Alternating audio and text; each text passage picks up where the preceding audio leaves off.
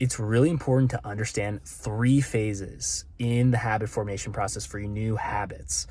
And it comes back to the body sensations. I don't feel like it gets talked about enough, but the phases are awkward phase, the angry phase, and then the autopilot phase.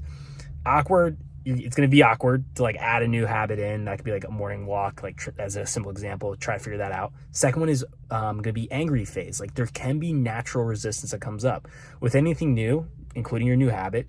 It can create uncertainty for the body, and the body wants to keep you safe. And so there can be a fear response that comes up. And I go back to the more you understand something, the less scary it is. So when you can recognize those sensations of pressure and tension, you're like, oh, I don't want to show up. Like I'm feeling like this imaginary pressure or literally physical pressure to not go and put the rep in. When you can give yourself grace in that moment and just breathe through it, recognize what's happening, it can be a little bit easier to show up again and continue to stay consistent. And then you move into the third phase, which is autopilot phase, where there's less friction. It can be like a habit, like a simple example of brushing your teeth. And what you have to remember is that it's a cycle. It's like a wheel. You got to go through this a few times with a habit before it sticks for the majority of the time in the autopilot phase, because life happens and you're dealing with all these challenges that come in.